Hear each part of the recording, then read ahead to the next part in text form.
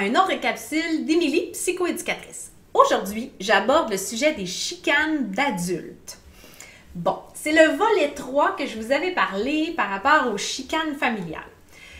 En fait, les chicanes d'adultes, comme je vous ai dit pour les deux autres sujets, c'est quelque chose d'immense et ça va dépendre de votre relation avec votre conjoint-conjointe, mais quand même, je vais essayer de vous donner des outils aujourd'hui. Alors, moi je vous dirais qu'en tant qu'adulte, il faut apprendre à bien se connaître pour savoir ce que sont nos besoins. Hein, je vous en parle souvent des besoins, mais c'est vraiment l'essentiel de nous-mêmes dans le fond. Okay? Alors, ce que je veux dire par là, c'est que vous devez savoir quand vous abordez votre conjoint, ce que vous avez comme attente envers lui. Est-ce que vous avez besoin qu'il vous écoute? Est-ce que, parce que vous avez envie de chialer ou que vous vous sentez triste, puis tout ça, est-ce que vous avez besoin de conseils? Parce que vous avez une question sur l'éducation des enfants, vous voulez partager ça avec lui, puis vous voulez qu'il vous conseille, qu'il partage l'information avec vous. Est-ce que vous avez besoin je sais pas moi, d'échanger sur un sujet pour connaître son opinion? Parce que c'est un sujet X, c'est les élections par exemple, puis là, vous voulez discuter. Donc, déjà en partant, avant même d'aller converser avec votre conjoint, vous devez connaître votre besoin personnel. Et vous pouvez même le nommer. Salut chérie, j'aurais besoin de conseils par rapport à l'éducation de notre petit Arnaud.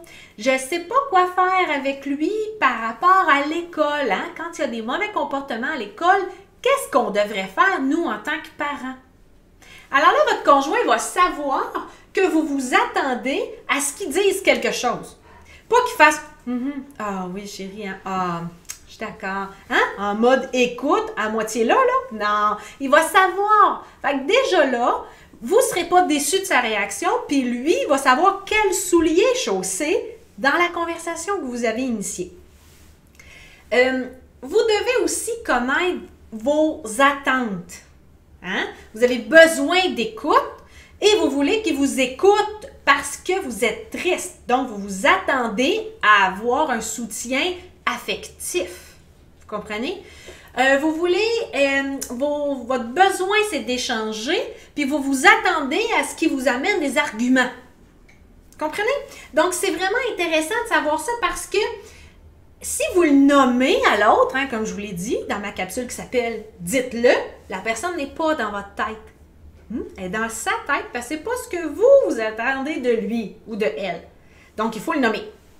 Alors, si vous abordez votre conjoint en disant « J'ai besoin que tu m'écoutes, puis je m'attends à ce que tu me fasses des petits câlins parce que je ne vais pas bien dans mon cœur, puis que je suis vraiment triste, puis qu'en ce moment, j'ai pas d'estime de moi. » Hein? On s'entend que votre conjoint va savoir quel soulier chausser. Il va se dire « Hey boy, ok, ah oui chérie, je t'aime, fais-toi-en pas, la situation va changer, ça va s'améliorer, t'es belle. » Hein? C'est très mécanique ce que je viens de vous faire, mais il va au moins savoir comment vous voulez qu'il soit disponible. Ça sera peut-être pas naturel, c'est pas grave, encouragez-le. Oh, ça m'a tellement fait du bien mon amour. Juste pour qu'il le reproduise une prochaine fois et que tranquillement, il se sente moins un gros ours mal pris dans une situation, puis il va se sentir plus à l'aise, puis il va savoir un peu quoi faire. Ça devrait réduire vos chicanes parce que vous allez avoir communiqué ce que vous souhaitez. Puis ça peut être fait avec votre mère, avec votre père, avec votre frère, avec votre soeur, avec votre ami.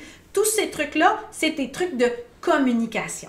Okay? Si jamais la colère éclate, la chicane éclate, ben allez-vous-en. Chacun votre bord pour diminuer votre colère, reprendre le dessus de vos émotions, puis pouvoir après ça revenir discuter. Ça peut même prendre 2 heures. Il y a certaines personnes qui ne sont pas capables de discuter le soir s'ils viennent de se chicaner, puis il y en a d'autres qui ont absolument besoin de régler ça. Qu'est-ce qu'on fait dans ce temps-là? On nomme notre besoin. Fait que si moi, mon besoin, c'est de régler ça avant la nuit, puis que mon conjoint, lui, c'est de dormir là-dessus pour trouver une solution, on va voir qu'il y a un clash, on va se rendre compte qu'il y a une différence et on va trouver un compromis. On va se dire, OK, Je vais attendre que tu dormes là-dessus, sachant que demain, on va en reparler, puis qu'on va régler ça. Vous voyez? Il faut trouver une piste de solution, mais pour ça, il faut de la communication. Alors, j'espère que ça vous a aidé pour vos éventuelles chicanes de couple au niveau familial et je vous revois la semaine prochaine pour un autre conseil d'Émilie, psychoéducatrice.